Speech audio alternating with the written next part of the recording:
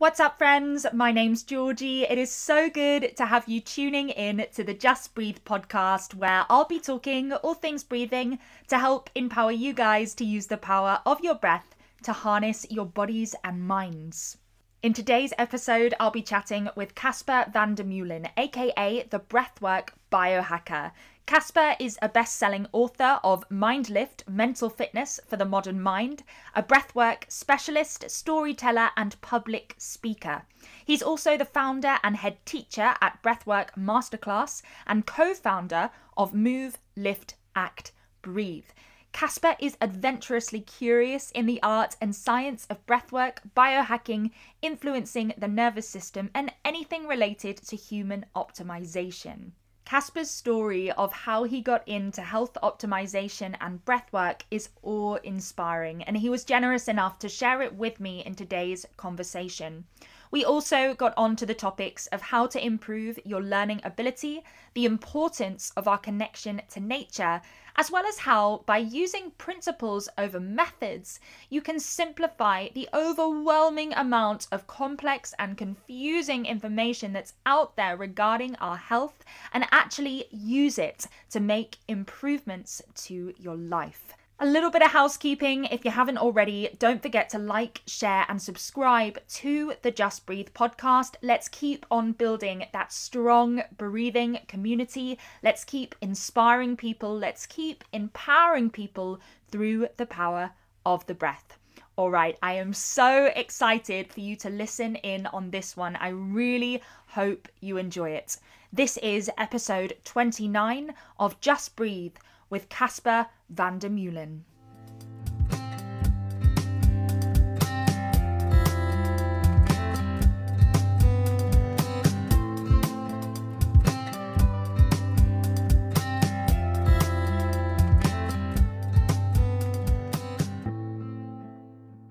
Hey Casper, how's it going? It is going well. How are you? Good. Yeah, I'm good, thank you. We've got some sunshine in the UK today, so spring is certainly on the way, which I'm excited about. Yeah, here too. I've been really enjoying it. Good, good. Where are you right now in the world? I'm in the Netherlands, in Utrecht. Oh, beautiful, beautiful. I bet there's some gorgeous views out there. It's a good place to be. Yeah. Yeah, amazing.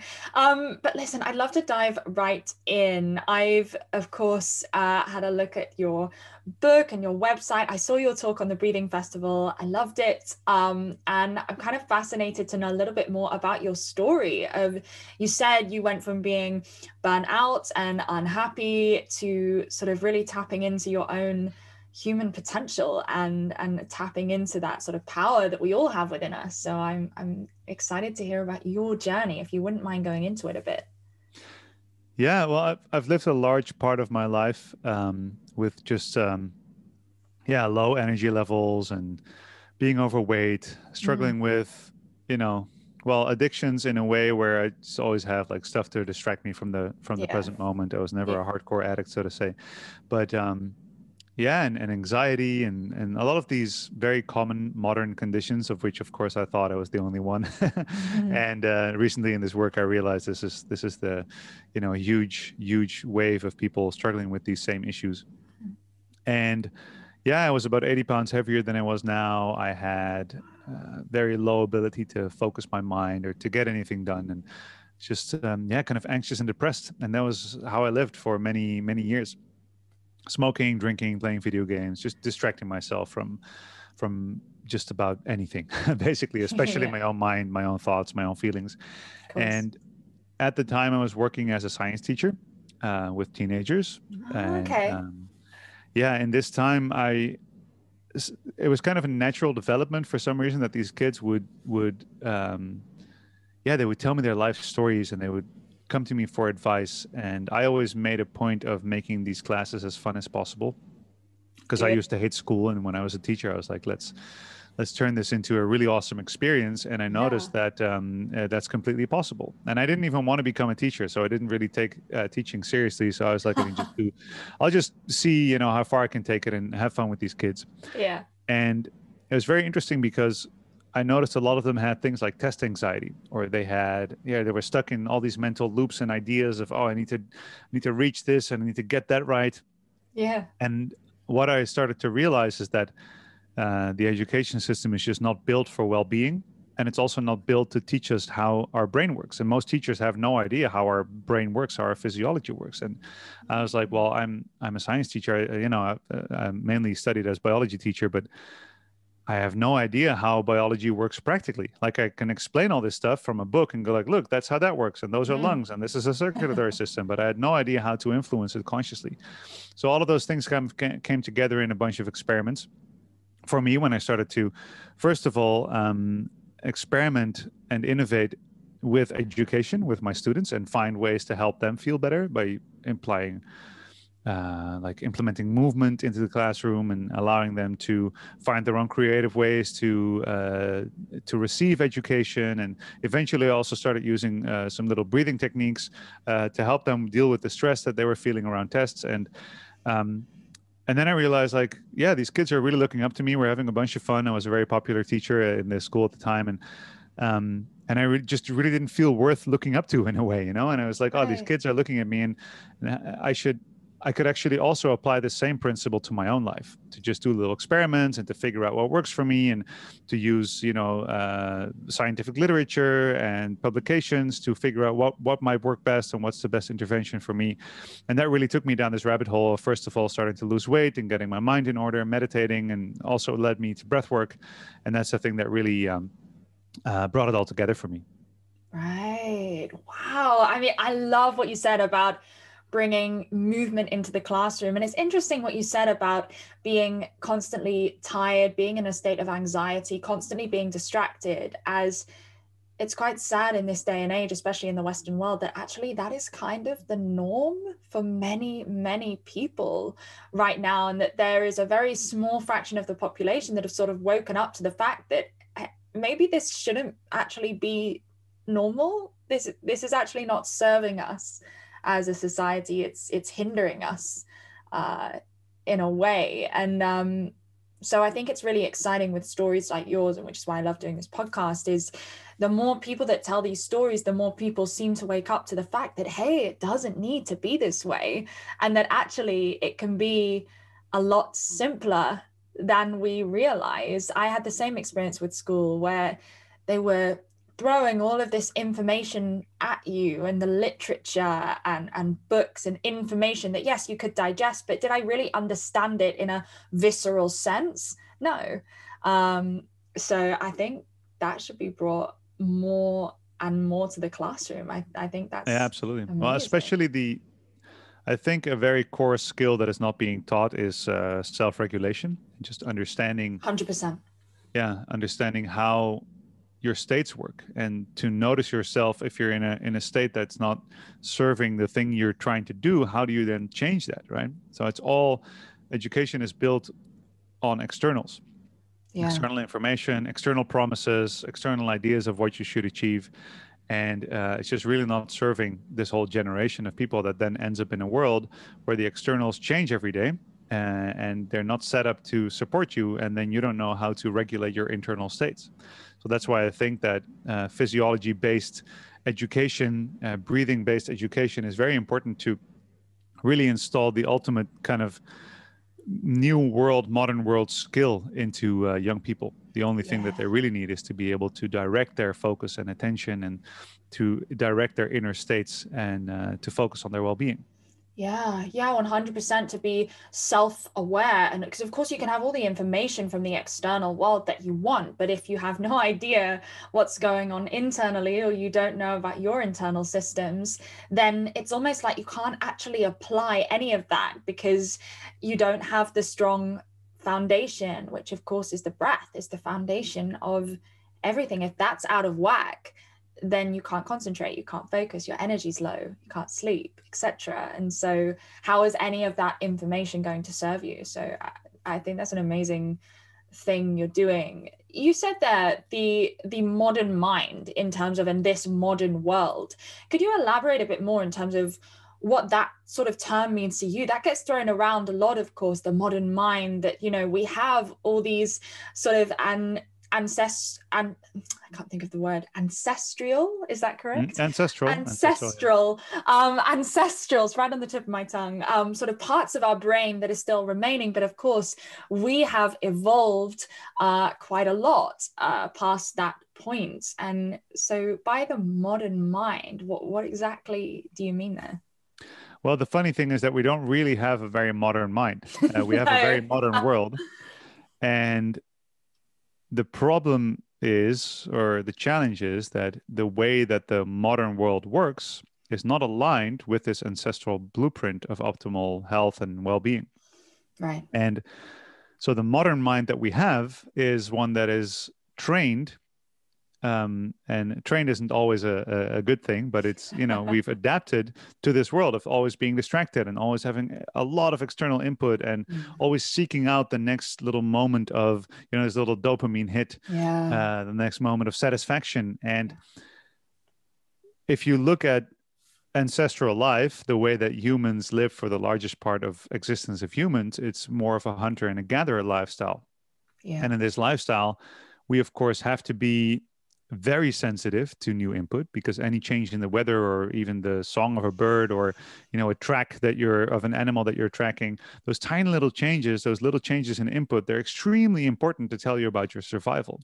And even more importantly, if you live in a tribe of 150 hunter-gatherers, and this is your whole family, this is your whole village, then understanding what your social status is within that small tribe and knowing about everybody, how everybody's doing, every little bit of information tells you about the likelihood of survival for yourself, for your family, for the tribe as a whole. And then, of course, in that environment, we have to be extremely lazy and only leave your safe environment, your safe cave, your safe place, if you know that it's going to give you a really high amount of reward in terms of calories, right? So you only go and hunt and risk going out for days to gather if you know that it's going to give a huge reward. So we have extremely high susceptibility to new input, extremely high susceptibility to social information, like a deep, deep craving, only feeling safe if you know you're socially safe. And then a body and a mind that are craving the highest possible reward for the lowest amount of effort. Now, these things are amazing because they've allowed us to be very successful as a species. But now we're in a world where these new information is always there. It's always there. 24 hours a day, you can have as much information as you want. A lot of that information is social through social media. So now suddenly, instead of having a small 150 people tribe and every bit of information from them is actually practical, now we have the entire world and celebrities and people and all this stuff. And we have extremely high availability of high caloric foods with a very low amount of effort needed to get those. So that's kind of the mismatch that we're in. So the modern mind that we have is really a mind that is very easily distracted and weakened in many ways. But also certain parts of it are overtrained, like, for example, rationality and trying to think ahead, trying to control life. Those are all mental functions that are heavily overtrained, which are negative functions, but it's about balance. It's about certain things having more to say in the kind of the mindscape than other things. So we're really good at thinking ahead and trying to connect the dots between everything and gathering new information, but very briefly only paying attention to tiny little bits of information and then getting distracted again. And we're not very good at tuning in with our body and asking, like, does this really serve me? Is this really a good idea to eat in this way or to be in this way? And the difficulty is that a lot of those things, those primal kind of ancestral patterns, they run on autopilot. So we don't have a lot to say about when they're active and when they're not, because they're part of our autonomic nervous system. And so it's very difficult to have the attention, to have the awareness, the self-awareness from the mind to watch what is my body craving, what am I needing, what is my physiological state. So I think that is kind of like the core issue in this modern world. So I've just decided to look for the core solutions to these issues. That's kind of what my work is about. Yeah, absolutely. I mean, what I got from that, which was an incredible explanation, is sort of that we've stopped listening. So we're not working efficiently anymore. we've lost touch with ourselves and become stuck in this adrenalized state of fight or flight. I mean, how much of the world do you think is actually just in this constant loop of a reactivity? Yeah. Well, it's most people, I would say. I agree. I It's agree. reactivity. And it's also an inability to really, really express those states that you're in. Like, so a lot of people are, we say that people are in like a fight flight state. What we mean is that they are sympathetically activated, but they're not actually fighting or fleeing. You know, they're not Right. actually using those systems for what they're built for, because there's nothing wrong with that. I think actually that a lot of people would benefit from embracing and exploring their capability of going into a fight state, this really heavily driven, expressive, motivated state of, you know, going out and doing what is important to you. I think a lot of people could Mm. benefit from that. So there's nothing wrong with this. The point is just that it's a stuckness.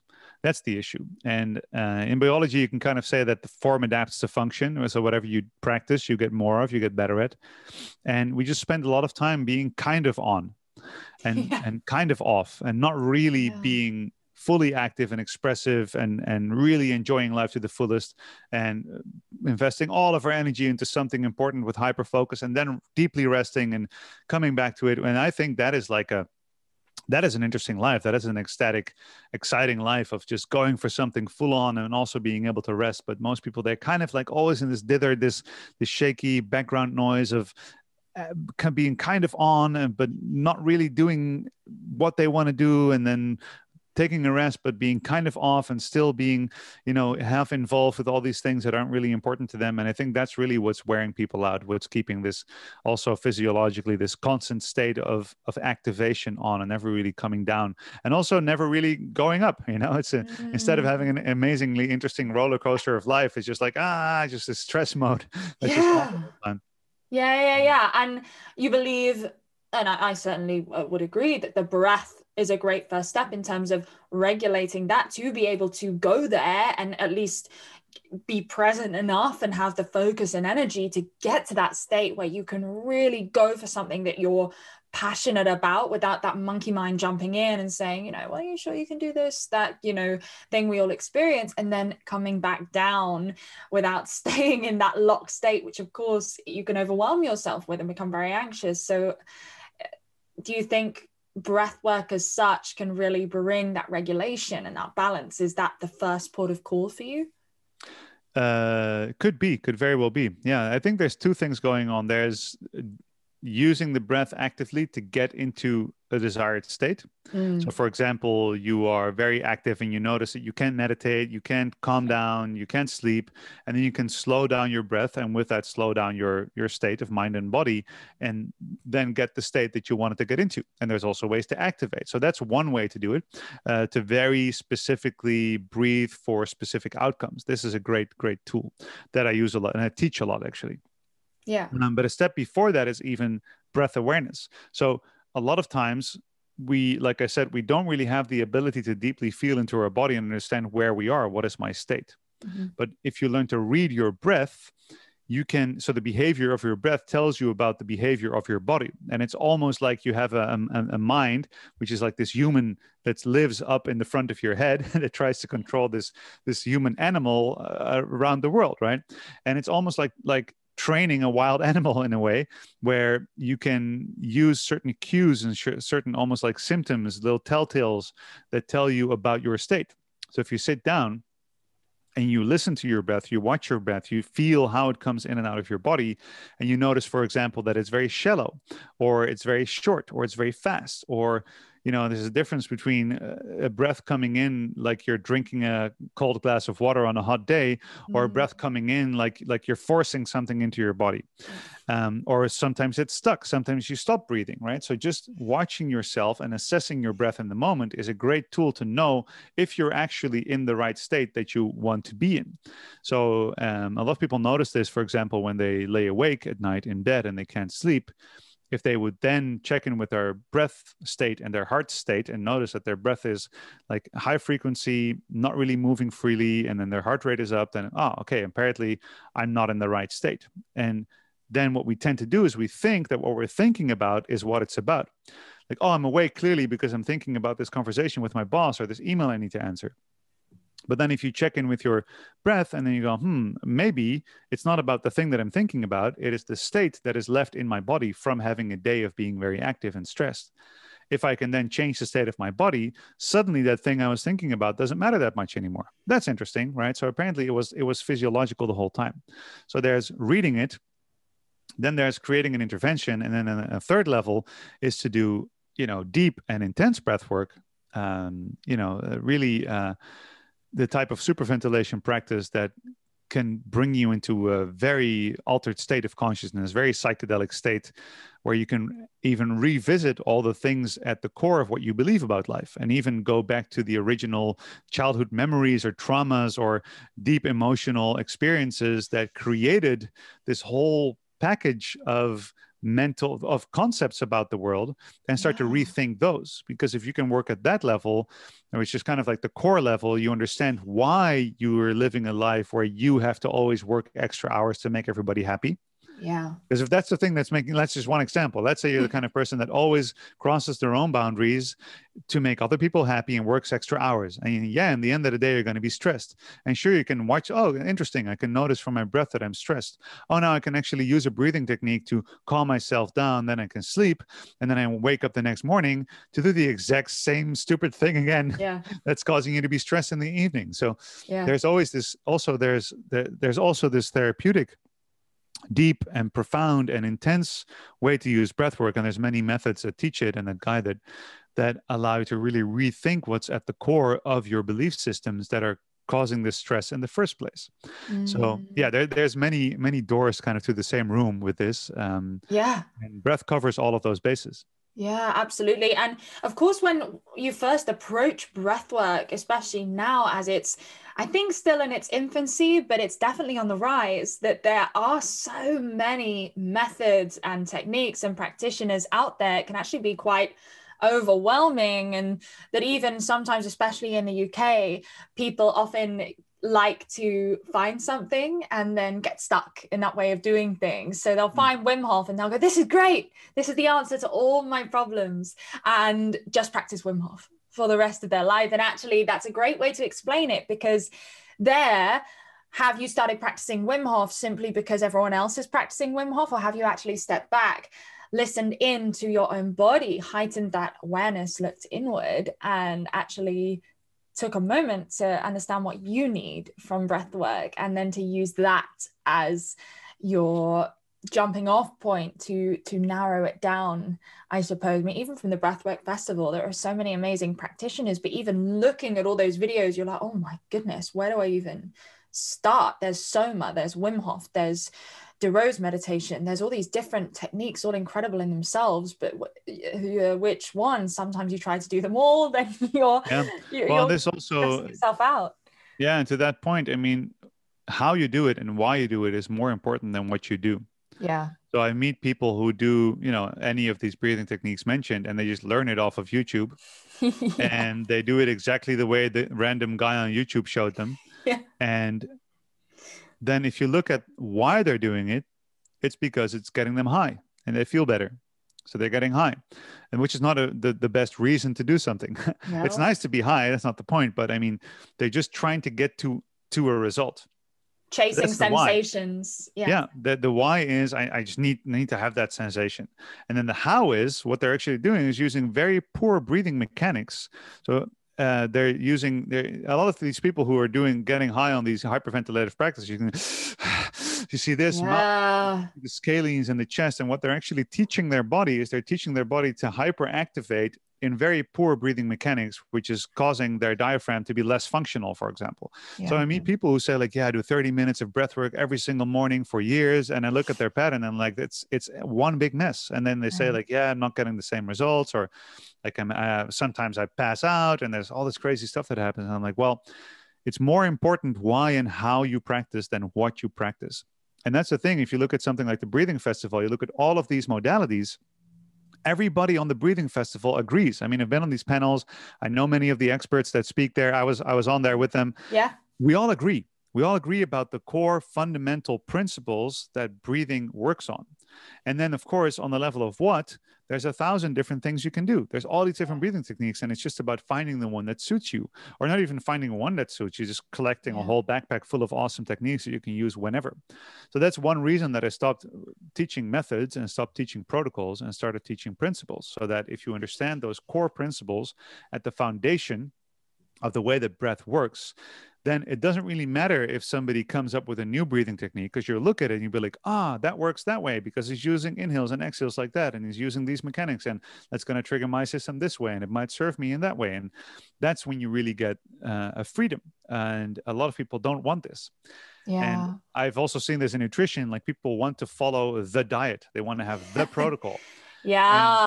Zero. I'd rather say like, exactly. And you can better just follow all of these diets and try them all out, and then keep what works for you. And then you actually learn how your body works, instead of just learning how this next diet or this next supplement or this next workout routine or whatever it is, how that works. And so with every single experiment that you do and every step that you take, you can take on an entirely new awareness of your own body and understand how to serve what you need. And that's, to me, what it's all about. Yeah, for sure.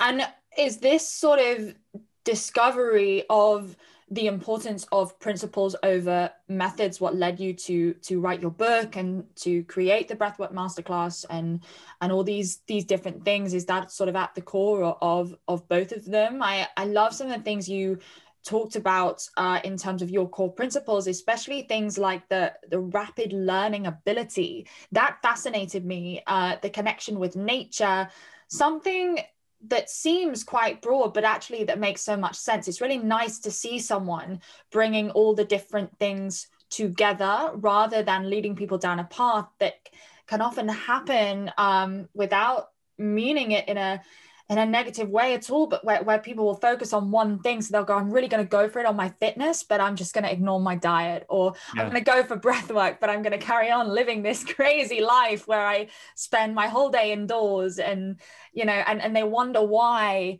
nothing is changing. So bringing all of the different elements together to make it, no, it's a lifestyle. It's optimizing your lifestyle, not just one part of your body.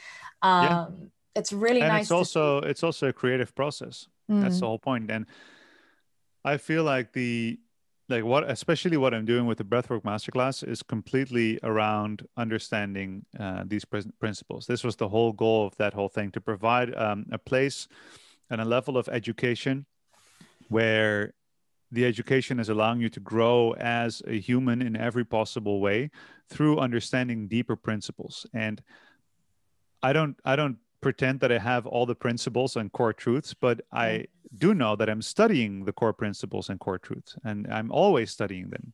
And in my experience, every time you go into this hyper focus, like go down a rabbit hole and like try a new thing out, then there are always things that you learn that are not about the thing.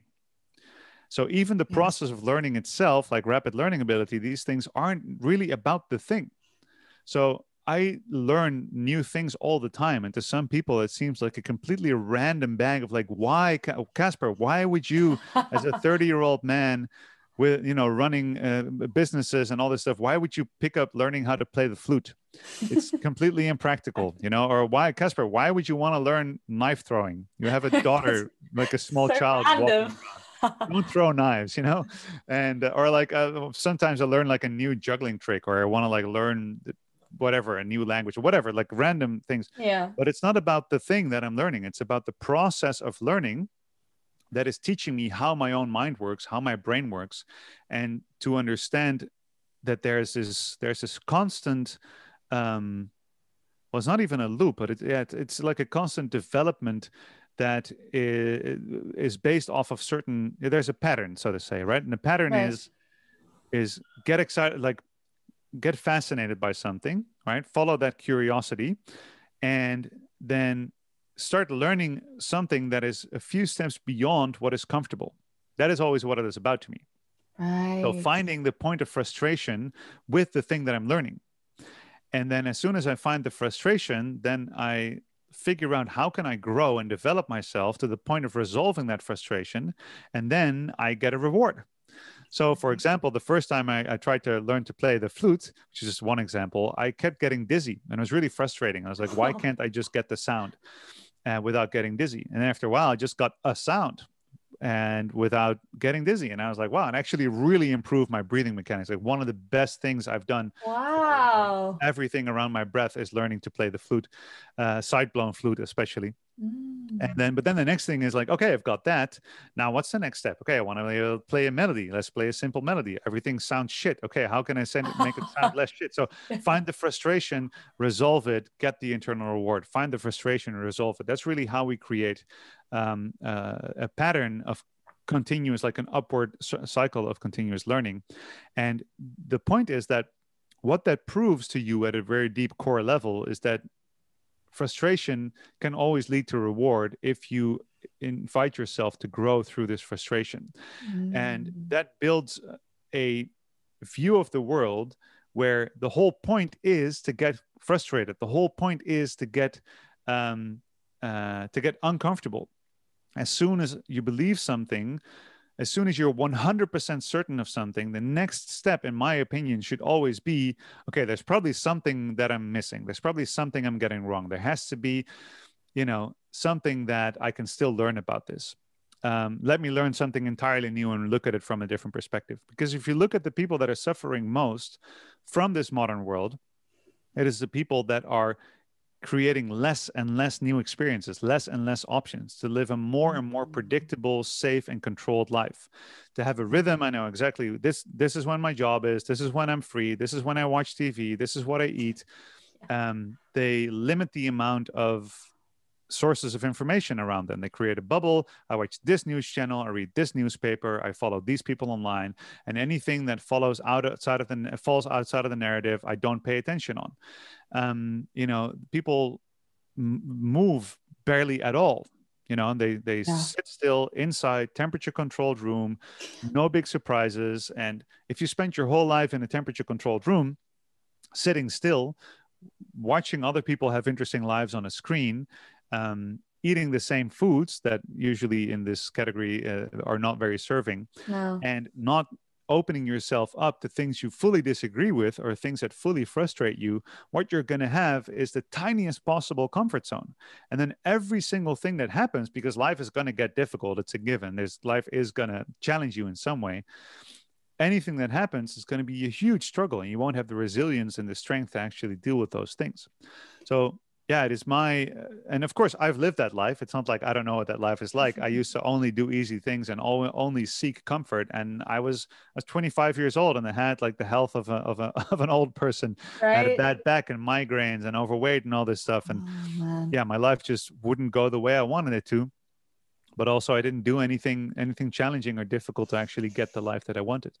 So to me, learning new skills, developing yourself, like improving your health, it's all the same thing. It's all seeking out the next step of which this might suck for a little bit, but there's something on the other end of that.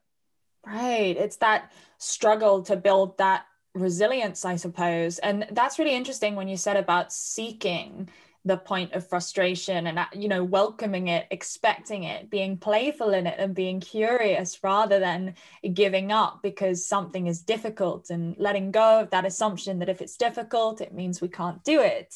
That could filter into relationships, to your relationship, even with optimizing what you eat, changing your diet. That can be a really difficult transition to make if you've been someone that is used to eating a certain way and eats very sort of processed food, and you're used to that palate, and then you suddenly switch to more wholesome organic food that serves you a lot more. Even that, you're going to face some frustration because we're such creatures of habit, right? That when you try and shift any habit, that's going to create new frustration. But that's interesting about learning experience, building resilience. Do you think that even could have an effect on your heart rate variability in terms of the nervous system? Absolutely, yeah. I think it's very important for the resilience of our body to deregulate. And that's the whole point about hormesis, right? So if you want a better heart rate variability or a resting heart rate, these metrics that are very useful to keep track of if you want to improve your health, then it's very important to deregulate those. You wouldn't want to have the exact same heart rate the entire day. The whole point is to challenge it, to go up and down. And the nervous system is all about modulating in relation to what life needs from you. Resilience, the whole skill of resilience it's not about attaining one state. And that's another thing that people tend to look for is, okay, I'm going to improve my nutrition to get better health. So I'm looking for this one experience of health, and then I reach health and I'm going to be there, and it's going to be stable and solid, or plain sailing, success or wealth or happiness. Like once I get to that, they think it's a definite state, but it's not. All of these states are finite. The whole point is to be able to shift through all of these states whenever life demands it off of you. You know, like we think about happiness or about wealth or success, and then enlightenment, and then you'll reach it, and then everything is good, and you'll be there. It's not how it works. You can have moments of happiness and moments of deep depression. You can have moments of success, and if you regard those as states that are always within you, then of course you can always ask in any moment, okay, how can I find the state of happiness even in an external surrounding of struggle? Or how can I find a state of gratitude even though something that I really wanted didn't work out, or I lost something? How can I still find gratitude? Now that is, of course, the game of mastery, but only from an understanding that whatever state you attain, at some point it's going to be challenging and you're going to lose it. And you even mentioned relationships. You know, seeking out discomfort, I think, is a very important key to having good relationships. Because a lot of times what we do, whether it's love relationships or business relationships, is we are in relation to this other person, and we want to feel a certain way and we want them to feel a certain way. And a lot of times we start to show all kinds of behaviors of which we have learned at some point, oh, this is going to make me feel good, it's going to make them feel good, it's going to keep the relationship stable. But to actually have a healthier relationship with somebody, you also sometimes need to move through massive discomfort and say, like, hey, this is my boundary, or the way you said that didn't make me feel good, or, you know, the way that we are now discussing this is not good for me. I feel unsafe with this. Or just to be like, hey, you're acting like a total douche right now. Let's do about this, right? And those are actually extremely uncomfortable. Now, to bring all of this back to breath, if you are about to do something that is frustrating or uncomfortable, it's something you don't want to do, then you will have resistance within you, right? So that's really what you, this feeling of, I don't want to do it, I don't want to go to frustration, I don't want to go to discomfort, that is resistance. And we experience resistance inside of ourselves as a kind of tensing up. It is literally your nervous system understanding you are about to do something uncomfortable and creating a higher muscle tone, creating a higher sympathetic tone in order to, first of all, try to maneuver you out of the situation before you even get into it, and otherwise to get to survive and to manage the situation that's ahead, metabolizing energy, heightening your senses, you know, so you feel this in your body. And well, actually, most people don't feel it in their body. They notice it in their mind. Their mind becomes more active. And then if they would check in, they would notice, like, oh, I've also held my breath, or tensed my shoulder, or sped up my breath, or my heart rate is up. My heart made a my heart rate made a little leap, you know, a little jump. Yeah. So if you are trained at tuning in with your breath at any moment, and from your breath also feeling what your heart rate is doing, then you can notice what your human animal, your body, needs in the moments of frustration. Because you can think, okay, you know what? I'm going to stick to my diet. I'm not going to have the whole bag of crisps. And then, of course, your body can decide something completely different and just start sending you all these signals like, no, this is what I want. And you can easily have this override. But in any moment, even if you're about to say something to your significant other, or even to your parents or whatever, you need to have a conversation that you're really trying to avoid. And you know you need to have it. At that point, when you're in the, the fork in the road between avoiding it or going towards it, if you can then tune in with the frustration in your body and notice that there is a tensing, there is a stop in breathing, or your breathing flows less, and then you can come to calm breathing. You can let your breathing flow. Take a few deep breaths, calm down your nervous system. You'll notice that it's much easier to move into that frustration, that discomfort that will eventually give you the benefit, the result, the reward that you're looking for. Yeah, especially in terms of communication as well, because when we're in that really heightened state, coherence sometimes can go out the window. And that conversation, of course, that you so wanted to have, to speak your truth, to speak your heart and your mind and whatever, to really convey to someone you love, can come out completely incoherently, and no one is going to really understand the core of what you're trying to say. And so I think actually it's more fundamental than so many of us realize, how important the breath is, and just having that awareness of, I need to regulate myself right now, or I need to shift my state to really benefit from this situation right now, to something as simple as speaking your truth to someone you love and getting it across in a in a coherent sort of way. It's really, really important and incredibly powerful, but so simple. And I wonder, with my experience of teaching the Oxygen Advantage, if that is something the world needs to come to terms with. A lot of people question the simplicity of breathwork. I find that it's almost too simple. I can't tell you how many people I've had say to me, I've been breathing my whole life. What do you mean? Yeah, that's what they all say. That's a classic. I've been breathing my whole life. I've been doing it my whole life. Well, you've been doing it wrong your whole life. Yeah, a lot of people have, actually. Dysfunctionally your whole life. And it's that thing of that, I suppose it's almost a willingness, isn't it? Or a willingness to continue to learn, to put the ego to one side, and to remember that we're always on a journey, and that actually, really we're all beginners in every sense. Well, this is definitely a thing that I think is this is why I'm working almost only with breathing instructors and breathwork coaches, because the tools are incredibly simple. Yeah. And even the science behind this, if you compare the science and the theory behind breathwork to the science and theory you would need to learn to really understand and master nutrition is so much more complicated. Oh, yeah. So much more complicated. And of course, breath links into those, but the core principles of breathwork, and of course, I've been teaching instructors and coaches for years. I just noticed that those principles are relatively simple to come across, and also because the experts agree. That's another thing. Like, you could have within nutrition, for example, you could have two of the most well-read, highly educated doctors who have the most life experience, and they like the most highest authorities, and the one is like, vegan is the way to go, and the other one is carnivore is the way to go, and they're equally smart and well-read, and you're like, what do I do now? And with breathing, you can talk to 1,000 experts, and all of them agree. And if there's anybody who disagrees, it's usually one who hasn't read the physiology books, or like just doesn't get it for some reason. There's always some people who say, like, forget about the science, it's not important, it's all about the feeling and the spiritual stuff, which I just don't agree with. But I mean, it's a different area of teaching, I guess. It is. But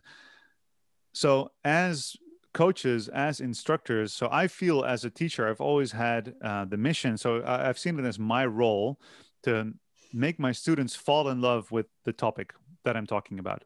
And it's not about the topic. It is about the way that I help them fall in love with it, which I do by loving the topic dearly and see why it's so lovable. Yeah. So to get somebody excited about doing any lifestyle change, especially breath work, that is the job of the coach, because anybody can go online and find the information. Anybody can pick up a book and find all of the information about how to breathe and all these breathing techniques. But the whole point is, if they do that, it's either boring, they don't get it fully, they don't know where to start, they don't know what to do. So as a coach or as a teacher, it's not about like, here's the solution. Like, if it was that simple, like, imagine it was that simple. Like, here's the solution. Everybody's like, oh, this is a solution. Awesome. Let's do it. Sweet. Like, there wouldn't be like 1,000 self-help books coming out every day. Everybody would have read like the first 3 ones, and we'd all be chilling right now. Yeah. And the same thing goes for breath work. But you can be like, hey, listen up, skip the whole Oxygen Advantage training program, shut your mouth, breathe through your nose at night, slow down your breathing. Yeah. That's it. Bada bing, you're done. But it doesn't work like that, right? No. And then people go like, oh, it's not that simple, or it's boring, or I'm not, they're not interested. So I think really the skill of mastery in teaching and coaching is to develop a toolkit that no matter who is in front of you, you will find a way to get them interested, to make them fall in love with the topic. And a part of that is just sales techniques. It's like marketing. And the funny thing is, I go like, here, I have a completely free tool. It's incredibly simple. I can tell you in 10 minutes. And now I need to find the right marketing to get you to actually do the thing that is so good for you, that is free and so simple, that I want to give you. Yeah. So it's kind of a weird game that we play with each other. But yeah, I found that I think that is the most fun, because I, like, in a given week, especially before COVID, but now kind of like online, but in a given week, I could be in front of a room of like 500 people who work in some, you know, corporate, like huge corporation in gray suits. They've never heard about breathing or self-development. And, you know, it's my job to get them excited about breathwork in a 30-minute keynote, you know, and then the next day I have a whole day with like deeply spiritual and practiced yoga people and a bunch of hippies that, you know, want to dive super deeply into another topic. And then the next day I might have, you know, a group of people who work in education, or I might have a group of kids. And so I've just felt so blessed to be able to travel and teach to all of these different people and all of these different walks of life, you know, from Olympic athletes to mentally disabled people, and like everything, all these kind of different walks of life. And just notice that there's always a way to get somebody excited about this stuff. There's always a way, but we have to, and I think that really is where mastery comes in. As a breathing teacher or instructor, you don't have to be a master breather. It's not about being a perfect breather. I'm a very imperfect breather. It's not even about being a master at anything, but about taking on almost like an invitation of mastery, a path of mastery, where you're like, every single interaction with anybody is an opportunity to understand how you can serve this person better. And if you then realize like, oh, I really don't have my scientific understanding at the level what I need to convince, you know, a group of doctors to start using breath work, then a lot of people go like, oh, I'm not a good enough teacher, or maybe I shouldn't teach breath work. Or no, what that means is that's a wonderful invitation to feel that frustration of I can't do it, and then to take that and dive in and to learn it. And this is really what my work is all about nowadays, is to help other coaches find that kind of spark, you know, to find that excitement in learning that is beyond all of these ideas of what you can and can't do, and to use that excitement in learning in service of the people that you're working with. That's really what it's about. Leaning into that frustration again, and using that frustration as an invitation to step forward into the ring, I suppose. Yeah, I'm really interested in terms of the breathwork masterclass. What is that process like? What kind of journey do you take people on? Do you have people coming to you that are sort of already trained in somewhat in breathwork, or completely novice, or a range, or how does it work? Well, the masterclass, what we've had so far is 99% people that are experienced. And they're either experienced in breath work and in breath coaching, or just in coaching in general. So I get a lot of coaches who are already coaching people, but they notice that they just need a bigger toolkit. And then we teach them breath. And every now and then there's somebody who's just complete enthusiast. And whatever, they've seen a talk of mine. It's the first time they hear about breath work. They're not coaching. They're in some whatever, like running some company, and they're like, I'm in. And those are also a lot of fun, because then it's really amazing to have somebody in the room who has no experience with all the stuff we're talking about. Literally everything is new, and they're like, what? Really cool. But it's mainly, so it's like we have yoga teachers, doctors, psychologists, physiotherapists, fitness coaches, life coaches. Really, what really ties everybody together is curiosity and a willingness to learn. That's a very important one. And also, the education isn't structured. It's a very important part of it. So it's not even education. It's more learning. So you have schooling. Schooling is about, you have to learn this. It's like an external curriculum that is forced into you.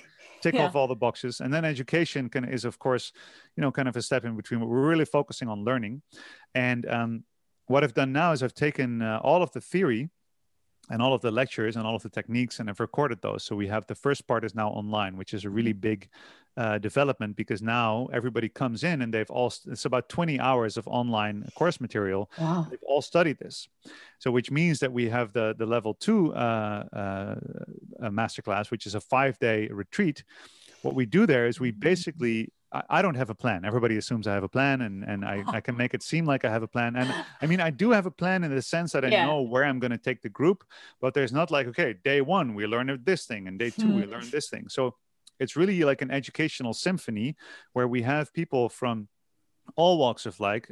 I mean, the next one in June, we're going to have, you know, a medical doctor, an osteopath, a chiropractor, a yoga teacher. We have a doula, you know, we have people like a spiritual teacher. Cool. And it's really, to me, my whole goal with this is to bring people together, give them all of the same, so they have completely different backgrounds, give them the same core information, all the foundations of breathwork. And then we're going to literally spend 5 days nerding out together on everything that we all know and practicing on each other. And then we have, like, we work with microdosing, psychedelics, psilocybin to open the mind even more, which is just small doses, but it works really well. We make music, live music. I teach people how to use rhythm to breathe. We do like actual tissue dissection. So we dissect animal lungs, sheep lungs.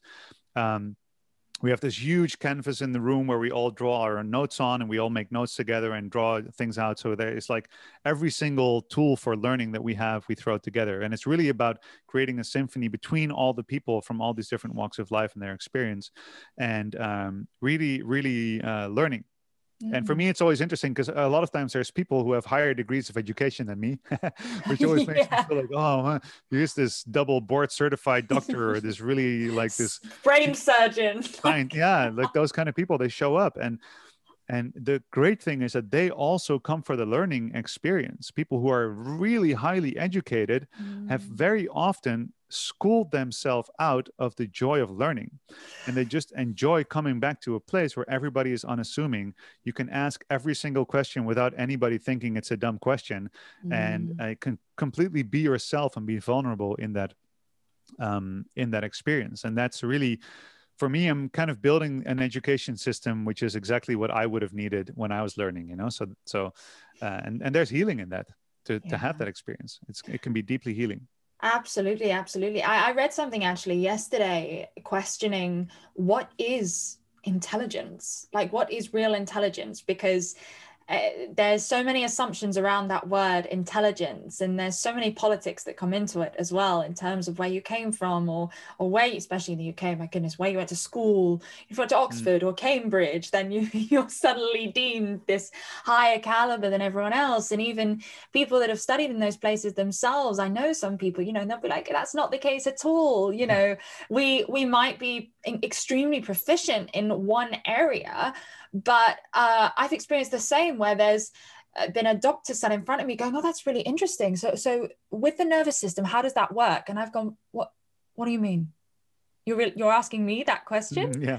And they're like, well, yeah, we didn't cover this in medical school. And I was like, oh, right. And sort of it's such an amazing moment when that happens, because not only does it make me question how I view myself, it also opens this wonderful door of like, actually, I have the capability to do anything.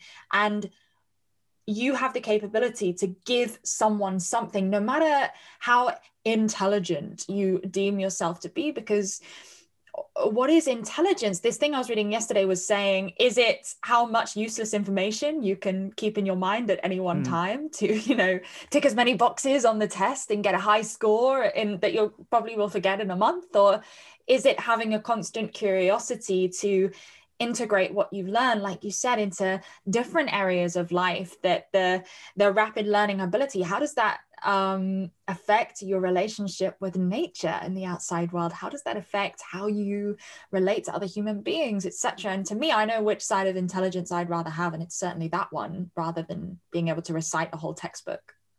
Yeah.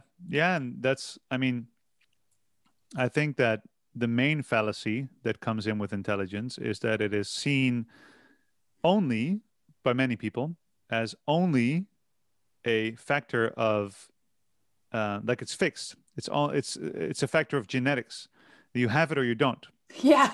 And there's actually a great publications on this by a woman called Carol Dweck, who wrote the book Mindset, which is about fixed and growth mindset. And I read this book and I was like, yes, finally, this is exactly how I've been doing my education, because I don't care what somebody's talent is if I work with them, especially the kids I used to work with. Like, talent is to me completely overrated. It's not useless, it's overrated, because for most people, they regard intelligence like a talent, like it's something, a god-given talent that you've been put on this earth with, and then it's inevitable that you use it, and if you don't use it, it's a waste. That's kind of how people see it. And if you don't have it, good luck. You don't have that. Best Which I of don't luck. like. I think intelligence and anything related to talent are traits that you develop by conscious and constant practice, by asking, okay, what is the next step for me to take and to learn, and to develop those in relation to function. What is the function that you need from your mind? So for some people, I mean, 50 years ago, it was extremely functional for a doctor to memorize a lot of things from a textbook, because like the textbook didn't have a little search window. Yeah. And just know it, just have to know it. You have to know all of these things, because that's the only way to make sure that you can help somebody. And of course, in more ancient times, when there was no texts, then just memorizing stories from your family and literally Yeah. to be able to carry them over, it's great stuff, right? But the question is, what do you really need, or what do you enjoy doing, and how can you develop that? It's funny, because I have a very broad spectrum of things that I enjoy and that I do, like playing many different musical instruments, and I just like talking about all these different topics related to biohacking, and but also history and philosophy. I'm just like, I could never choose a thing. And as a kid in school, they would always say, like, Casper cannot choose one thing, he cannot focus, it's going to be his downfall, it's going to be like, that's the big thing. He might be smart enough, he just needs to pick something and develop it. And I never did. But so I picked many things, and I would always just practice all of them to the degree that I would enjoy them.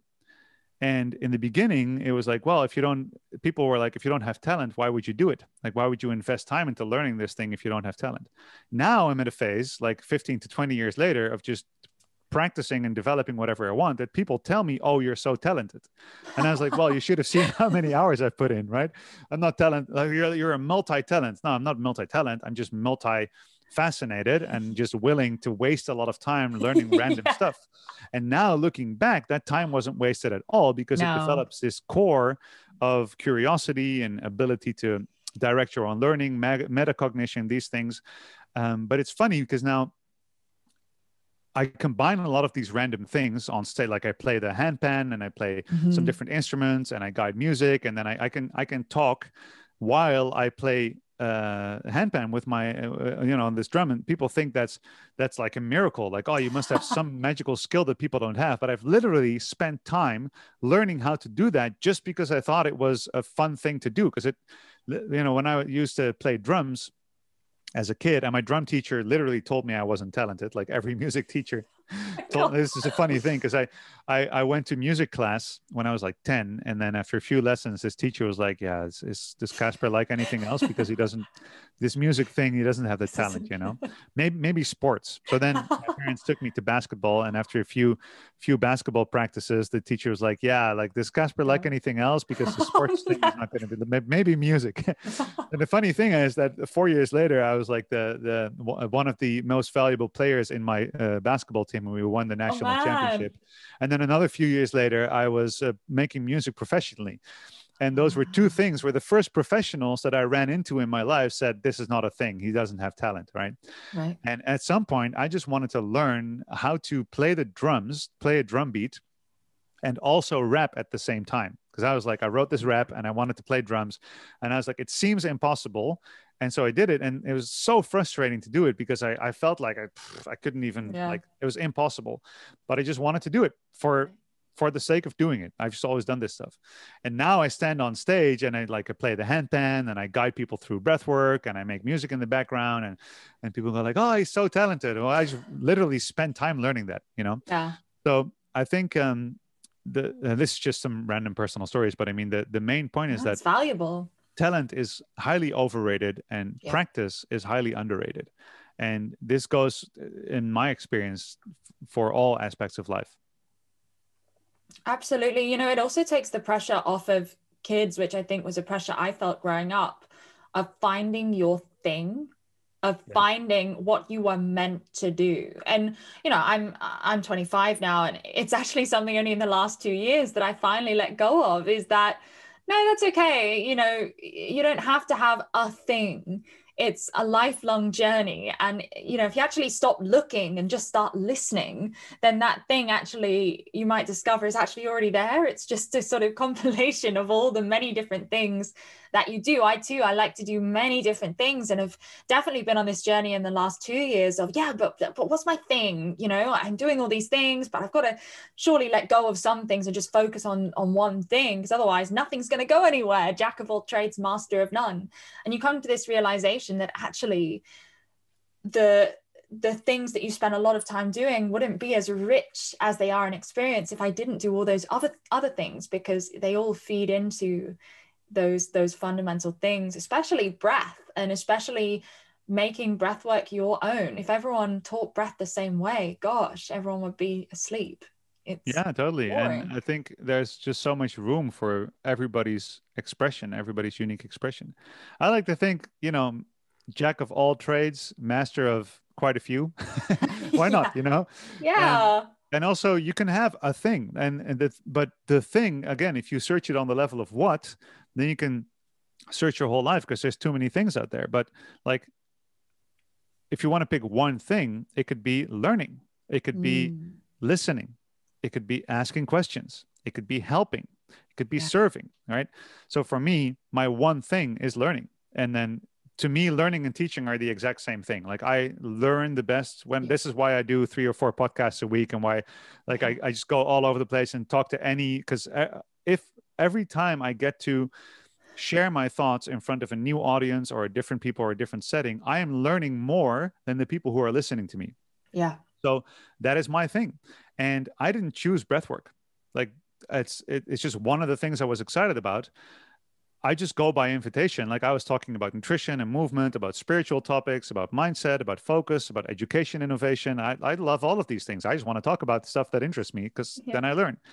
And I just got the most invitations to talk about breathwork. And now breathwork has become, like, people call me a breathwork specialist. And I guess that's my role, is being a breathwork specialist. But it's not necessarily my one thing. Like, I could easily start teaching about something completely different 5 years from now, and then every single thing I've learned about breathwork will still be relevant and useful then, because I'm still learning and teaching. And I must say, I have definitely now embraced life's invitation to focus on breathwork primarily, just because it's such a great place to be of service right now. But I mean, the world is going to change a lot. That's a given. So you might as well, if you pick a thing, pick then a thing that will always move with the currents.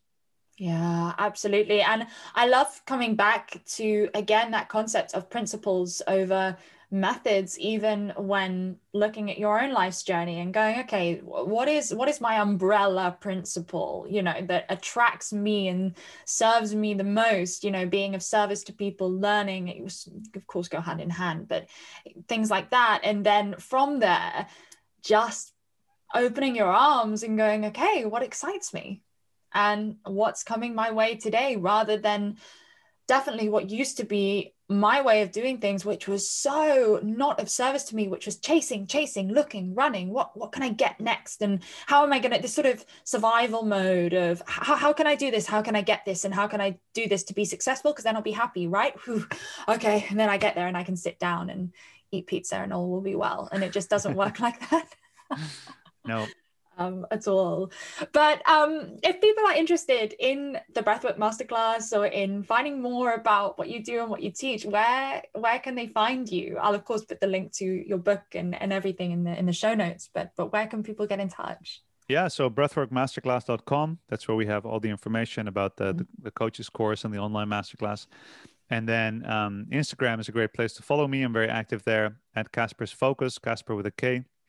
Casper's Focus. And then actually there's a little the link in my bio, there's a little email thing, and people can fill in their email address, and I have a bunch of free resources that I built during the quarantine times just to be of service. And there's some guided breathing techniques and some other lectures, so people can get that. And it's all free and enjoy, hopefully.